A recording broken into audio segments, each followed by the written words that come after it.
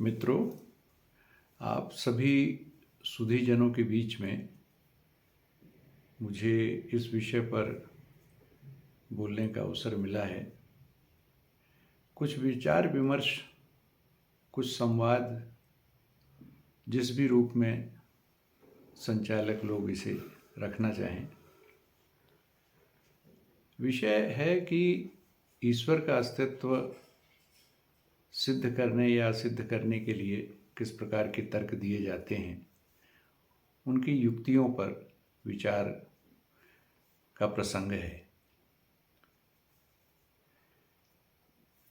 देखिए, ऐसा है कि दर्शन शास्त्र का प्राध्यापक रहा हूँ मैं आजीवन, तो मैंने ईश्वर की सिद्धि के लिए और असिद्धि के लिए दोनों ही पक्ष और विपक्ष, दोनों विषयों पर विचार किया है, अध्ययन किया है। बहुत सारे दार्शनिकों ने, बहुत सारे धर्म और संप्रदाय से जुड़े लोगों ने इस पर अपने अपने मत दिए हैं।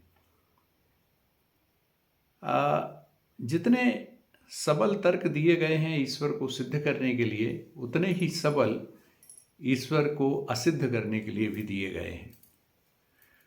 और अंततः मेरी समझ में यह आया, आज उम्र और अनुभव दोनों के इस पड़ाव पे पहुंचने के बाद और सारा अध्ययन कर लेने के उपरांत, सारे तर्कों का मूल्यांकन कर लेने के पश्चात मुझे कुछ ऐसा लगा कि एक और दृष्टि है जो इन दोनों से परे है, और वह सिद्ध और असिद्ध करने की बजाय यह देखना है कि ईश्वर जो हमारा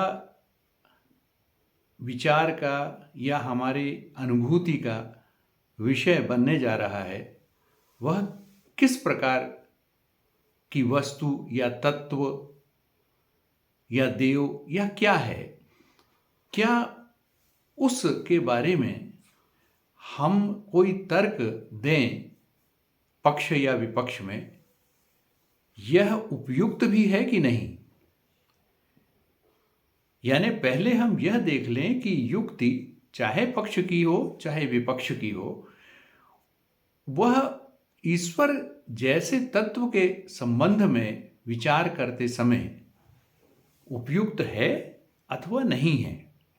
पहले हम इस पर विचार करें, और इसके संकेत हमें हमारे ही अपने बहुत प्राचीन ग्रंथों में, जिन्हें हम उपनिषद कहते हैं, वहाँ हमें इसके संकेत मिलते हैं।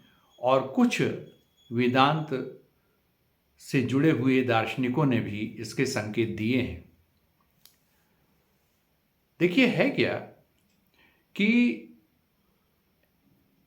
मैं एक श्री अरविंद का एक विचार आपके सामने रखना चाहूँगा।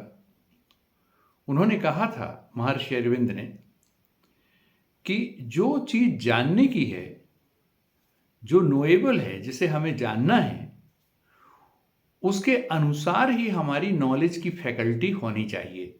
जो हमारी जानने की विधा है और जिस वस्तु को हमें जानना है, दोनों में तारतम्य होना चाहिए। जैसे मान लीजिए हमको आसमान के सितारों के विषय में जानना है, तो क्या हम माइक्रोस्कोप का सहारा लेंगे, या हमको अणुओं का, मॉलिक्यूलर का जो स्ट्रक्चर है उसका कोई अध्ययन करना है, उससे जुड़ी हुई बात, तो क्या हम टेलीस्कोप का सहारा लेंगे? नहीं, बल्कि इसका विपरीत होगा। सितारों के अध्ययन के लिए हमें टेलीस्कोप की जरूरत पड़ेगी और माइक्रोस्कोप की जरूरत हमें पड़ेगी सूक्ष्म वस्तुओं के, सूक्ष्म विषयों के ऑब्जर्वेशन के लिए, निरीक्षण के लिए। तो हमारा यह जानना इस पर निर्भर करता है कि वह जानने की जो विधा है वो उपयुक्त है कि नहीं। तो ये जो युक्तियां दी जाती हैं, तार्किक युक्तियां दी जाती हैं, जो लॉजिक में और तर्कशास्त्र में पढ़ाई जाती हैं, और जो विज्ञान सम्मत होती हैं, विज्ञान भी उनको मानता है, वे युक्तियां और कारणता से जुड़ी हुई जो युक्तियां हैं जिनका विज्ञान प्रयोग करता है, क्या इन सारी युक्तियों का प्रयोग ईश्वर जैसे तत्व के निर्धारण या अनिर्धारण के लिए उपयुक्त है या नहीं है? पहले इस पर हमें विचार कर लेना चाहिए। तो मैं अपनी वार्ता, अपने इस संवाद का विषय इसी मुद्दे को रखने जा रहा हूं कि पहले हम इसे समझ लें। तो है क्या, देखिए कि उपनिषदों में कहा गया है परा विद्या और अपरा विद्या, दो प्रकार के विभाजन किए गए हैं। एक अनुभूति या ज्ञान का क्षेत्र होता है परा विद्या का, और एक होता है अपरा विद्या का। तो अपरा विद्या का जो क्षेत्र है उसके अंतर्गत वह सब है जैसे हम विज्ञान, गणित या तमाम शास्त्रों से जुड़ा हुआ अध्ययन कहते हैं, चाहे वह आयुर्वेद हो, मेडिसिन हो, आज के युग के हिसाब से कंप्यूटर साइंस हो, मैथमेटिक्स है, और भी साइंस की जितनी भी विधाएं हैं, और जो सामाजिक अध्ययन इत्यादि हम करते हैं, जो धर्म इत्यादि से जुड़ी हुई बातें हैं, जो विभिन्न शास्त्रों में विभिन्न प्रकार के आचार विचार की चर्चाएं हैं और भी बातें हैं, यह सब जो है हमारा अपरा का क्षेत्र है। विज्ञान भी अपरा का क्षेत्र है। और जो ब्रह्म है, या जिसे हम सामान्य भाषा में ईश्वर भी कह देते हैं, अगर हम वेदांत के तकनीकी पक्ष को अभी स्थगित रखना चाहें, क्योंकि उतना तकनीकी मैं नहीं चाहता कि अभी उस दृष्टि से यह संवाद किया जाए, यह सामान्य संवाद ही रहे। तो क्योंकि वेदांत में ईश्वर और ब्रह्म में भी अंतर किया जाता है, तो अभी हम उसे स्थगित रखते हुए अभी हम सामान्य रूप से उसे ईश्वर का ही संबोधन दे रहे हैं, सर्वोच्च सत्ता के रूप में। तो वह जो भी सर्वोच्च सत्ता है, चाहे उसे हम ब्रह्म कहें या ईश्वर कहें, तो वह जो स्थिति है, या उसको आत्मा भी कहा गया उपनिषदों के अनुसार, वही आत्मा है, क्योंकि आत्मा और परमात्मा या आत्मा और ब्रह्म एक ही माना गया है। तो वह जो आत्म से जुड़ा हुआ ज्ञान है, ब्रह्म से जुड़ा हुआ या ईश्वर से जुड़ा हुआ ज्ञान है, वह परा का क्षेत्र है, वह अपरा का क्षेत्र नहीं है। अब इसको और दूसरी दृष्टि से देखें कि यह जो अपरा का क्षेत्र है वह है फाइनाइट या सीमित का ज्ञान। आप देखें, विज्ञान जिन पर विचार करता है वो सीमितता की बात करता है, मेजरेबल चीजें हैं, मापनीय हैं, इसीलिए उसे माया के अधीन माना गया है। माया शब्द भी मापनीयता से बना है। तो यह जो मापनीय विश्व है हमारा, या वैश्विक ज्ञान है, या वैज्ञानिक ज्ञान है, यह सब अपरा के क्षेत्र में आता है। और इसमें तर्कशास्त्र और तर्कशास्त्र के तमाम नियम, चाहे वो अरस्तु के नियम हों, तर्कशास्त्र के नियम हैं, या कारणता के नियम हैं, जिनको विज्ञान जिन पर आधारित होता है, कार्य कारण का नियम, यह सब जो हैं ये लागू होते हैं फाइनाइट या सीमित के संसार में, यानी अपरा ज्ञान के क्षेत्र में। तो अपरा ज्ञान का क्षेत्र जो है वह ईश्वर के ज्ञान का क्षेत्र नहीं है, यह सृष्टि से संबंधित क्षेत्र है। अब देखिए, तो यहां तो विज्ञान की गति है, और यह जो ज्ञान होता है इसे हम दूसरी दृष्टि से त्रिपुटी ज्ञान भी कहते हैं, 3 फैक्टर्स नॉलेज, जहां नॉलेज, नोएबल चीज, और नोअर, ज्ञाता, ज्ञेय और ज्ञान, ये 3 की त्रिपुटी होती है।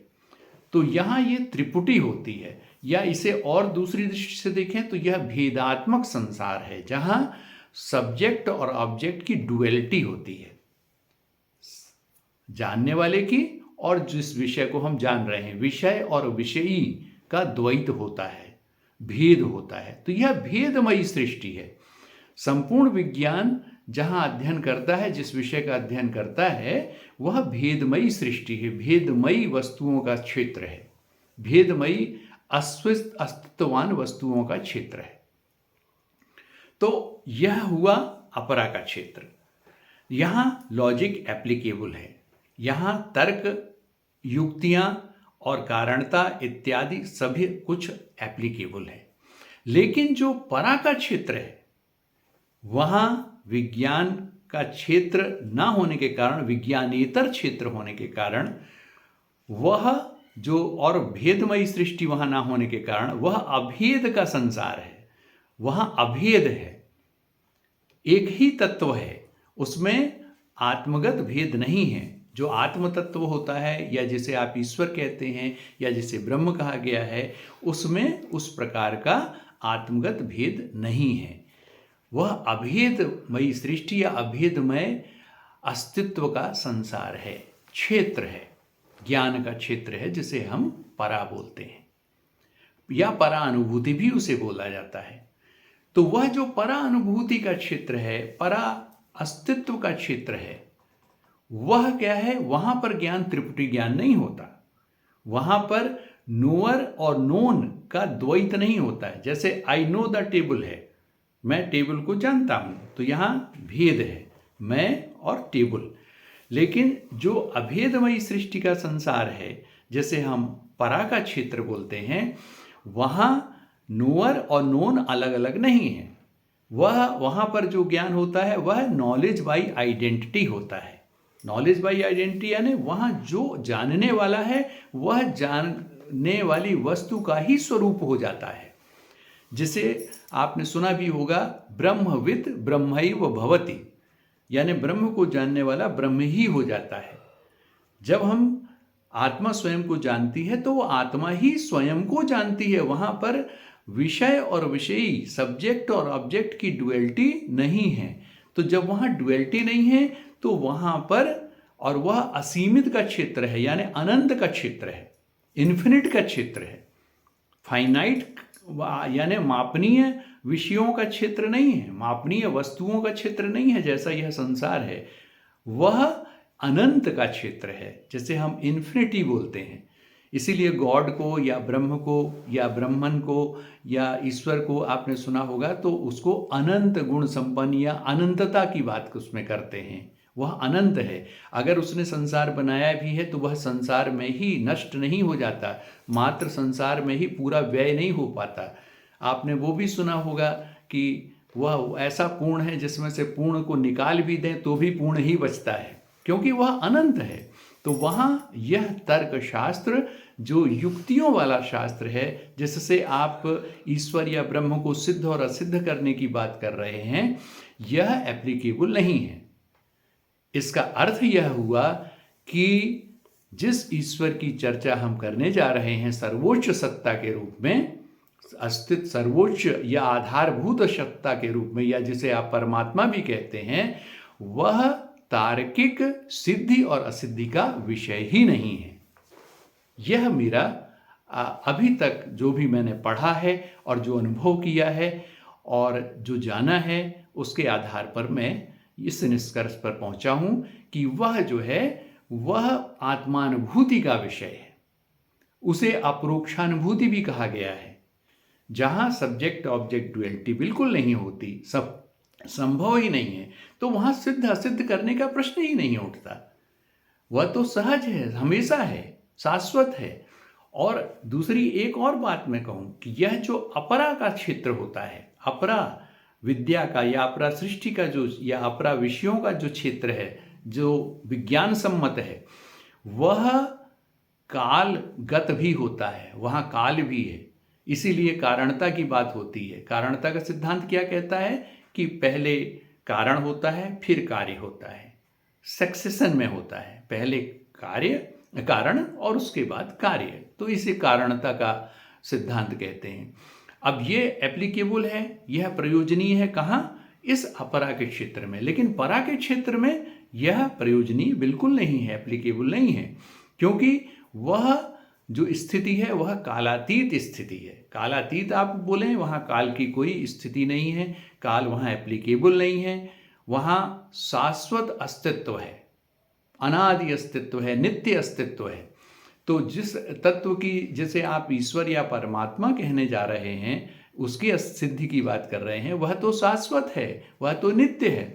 तो नित्य की सिद्धि के लिए आप इस प्रकार के अपरा के क्षेत्र के, अपरा विद्या के क्षेत्र के तर्कों का यदि प्रयोग करेंगे तो निश्चित तौर पर आप किसी ऐसे तार्किक विवाद में फंस जाएंगे जिसमें आपको ओर छोर नहीं मिलेगा, और आप सिद्ध करेंगे, दूसरा व्यक्ति दूसरे तर्क लेके आएगा और असिद्ध कर देगा, क्योंकि यह वह क्षेत्र ही नहीं है। यहाँ हमारा प्रयास ही गलत है। यह बुद्धिगम्यता का क्षेत्र नहीं है। यह जो अपरा का क्षेत्र है यह बुद्धि का क्षेत्र है, और जो परा विद्या का क्षेत्र है, परानुभूति का क्षेत्र है, वह बुद्धि का क्षेत्र है ही नहीं। वह शुद्ध आत्मैक्य या ब्रह्म से जुड़ जाने वाली, ब्रह्म से अभेदमयी जो हमारी अनुभूति होती है, जिसे हम अप्रोक्षानुभूति कहते हैं, यह उसका क्षेत्र है।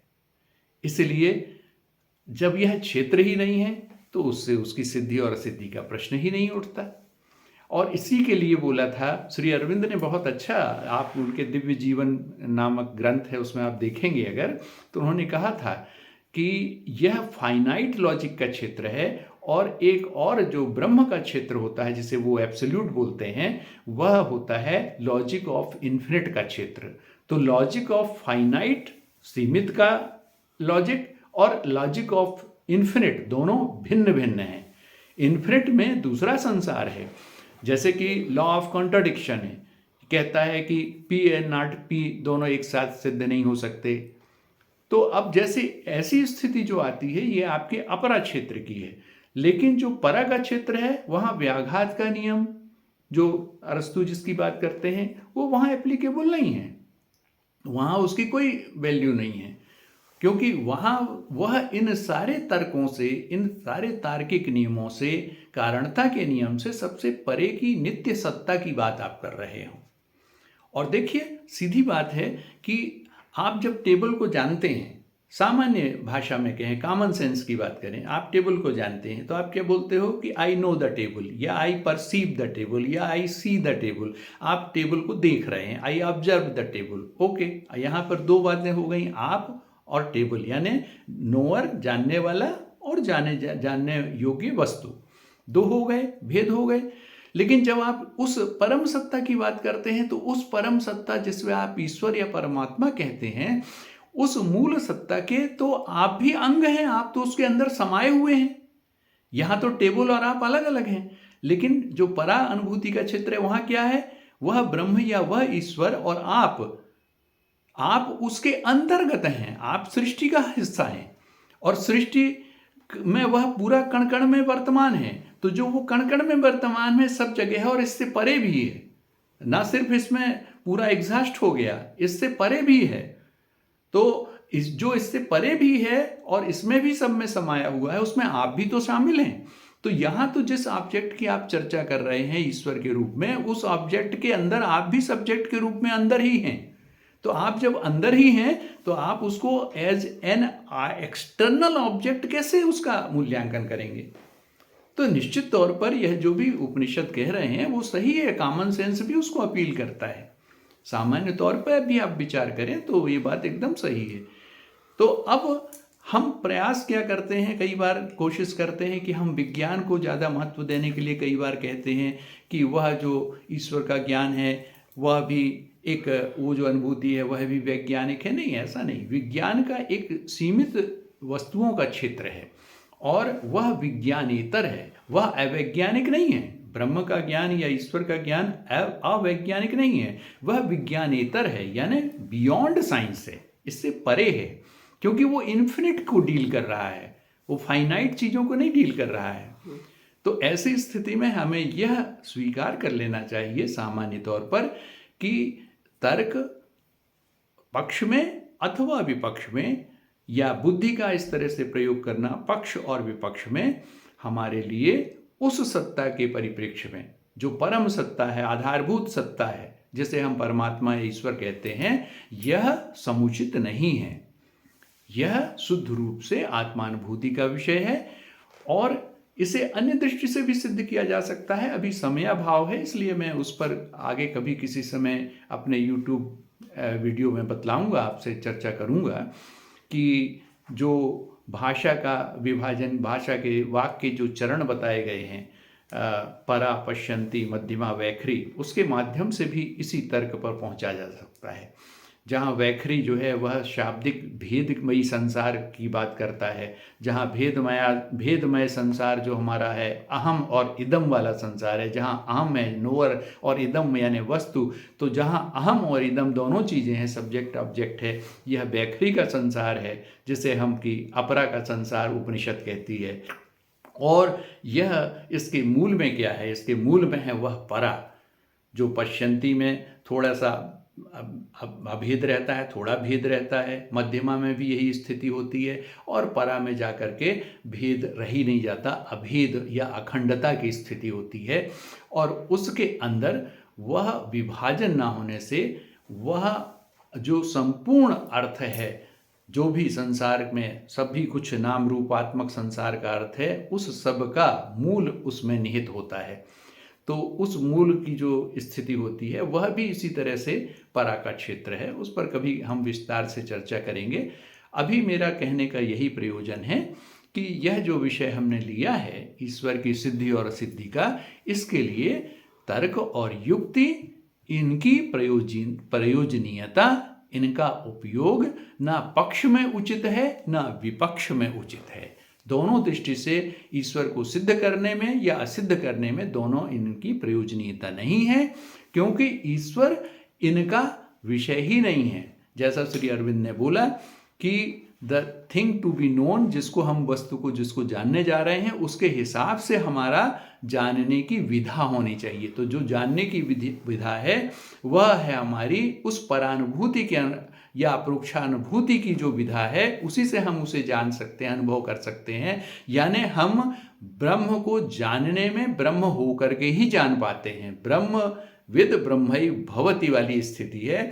तो उस स्थिति में जाने के लिए जब हम परानुभूति के क्षेत्र में जाएंगे, चाहे वह ध्यान के माध्यम से जाएं, तो जब हम ऐसे जाएंगे, निर्विचार की स्थिति में जाएंगे, जैसे कि मैंने अभी बोला परा पश्यन्ति वैखरी की बात करते हुए, परा अनुभूति का या परा वाक के चरण का क्षेत्र, तो जब हम उसमें जाएंगे ध्यान के माध्यम से, जिसे हम निर्विचार समाधि की स्थिति बोलते हैं, या निर्विषय हो जाएंगे, जिस समय हम उस प्योर कॉन्शसनेस, शुद्ध चेतना, जिसमें चेतना के अंतर्गत वो कंटेंटलेस कॉन्शसनेस जिसे बोलते हैं, तो जब वो शुद्ध चेतना के अनुभूति के स्तर पर हम पहुंचेंगे, वह जो परा का स्तर होगा, आत्मानुभूति का स्तर होगा, उसी पर हम उस ईश्वर को या उस तत्व को, उस परम तत्व को जान सकते हैं। अन्य और कोई विधा तर्क शास्त्र से जुड़ी हुई विधा नहीं है। सिर्फ तर्क और शास्त्र हमें उसकी ओर इंगित कर सकते हैं, प्रेरित कर सकते हैं, सहायता कर सकते हैं, ये बता सकते हैं हमें कि हमें यह ऐसा करना चाहिए या परम तत्व ऐसा ऐसा होता होगा। देखिए, अगर इतना ही सरल होता तो जो वेदों में जो नेति नेति आपने सुना होगा कि जहाँ उसका निर्वचन नहीं हो पा रहा, उसमें सब कुछ है, सब कुछ समाया हुआ है, तो ऐसा क्यों कहा जाता? क्योंकि वह तो सारे के सारे जो एट्रीब्यूट्स हैं, सारी जो क्वालिटीज़ है, जिन जिन की बातें आप फाइनाइट जगत के विषय में करते हैं, सीमित जगत के बारे में, उन सबका उसमें अतिरेक है। अतिरेक क्या है? वह तो भिन्न चीज़ है, इन्फिनिट है, अनंत है, अनंत धर्म है उसमें, अनंत सब कुछ है, तो अनंत शक्ति है, सब कुछ अनंत है उसमें। तो वह जो अनंत स्थिति वाला, अनंत अस्तित्व वाला, जिसका ना ओर है ना छोर है, और जो कि कालातीत है, नित्य है, उसके विषय में हम तर्क जैसी तुच्छ चीज का प्रयोग यदि अपने बौद्धिक स्तर पर कर रहे हैं, तो ये हमारा प्रयास ही त्रुटिपूर्ण है और मेरी दृष्टि में समुचित नहीं है। बस इतनी ही बात आपसे करनी थी, और आशा है आपके मन में अगर इसके विषय में कोई नई बात हो तो आप कह सकते हैं, उसका स्वागत है। धन्यवाद।